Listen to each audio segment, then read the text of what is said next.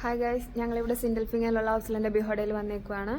Emigration office. അതെ, എൻ്റെ വിസയുടെ എക്സ്പയർ ആവുമായിരുന്നു 2 മാസം കൂടെ കഴിയുമ്പോൾ. അപ്പോൾ അത് 6 മന്ത് കൂടെ എക്സ്റ്റെൻഡ് ചെയ്യാനായിട്ട് വന്നതാണ്. ഇവിടെ അതിന് ഫിക്സ് യോൺ എന്ന് പറഞ്ഞിട്ടുള്ളൊരു ഓപ്ഷൻ ആട്ടോ. നമ്മൾ 6 മന്ത് കൂടെ എക്സ്റ്റെൻഡ് ചെയ്യുമ്പം ആൻഡ് ഇങ്ങനെയാണ് അതിരിക്കുന്നത്.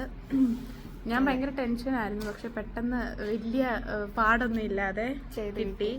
എനിക്കാണെങ്കിൽ നമുക്ക് വേണ്ടതുപോലെ തന്നെ ഈ 3ാമത്തെ ഓപ്ഷനിൽ ക്രോസ് മാർക്കോട് കൂടിയാണ് കിട്ടിയിരിക്കുന്നത്. അതിൻ്റെ ഒരു സന്തോഷം എനിക്കുണ്ട്. വിസ അടിച്ചു വന്നപ്പോൾ അതിൻ്റെ ഒരു ചെറിയ മിനിവേഷൻ സന്തോഷമാണ് ഇത്. അതെ, കാരണം നമുക്ക് ഇവിടെ 2 ഓപ്ഷൻ ഉണ്ട്. ഒന്ന് ഔഫൻഹാൽസ്റ്റീറ്റിൽ അല്ലെങ്കിൽ ഫിക്സ് ആണ്. ഔഫൻഹാൽസ്റ്റീറ്റിൽ എടുക്കണമെങ്കിൽ നമ്മളൊരു €100 അടക്കണം.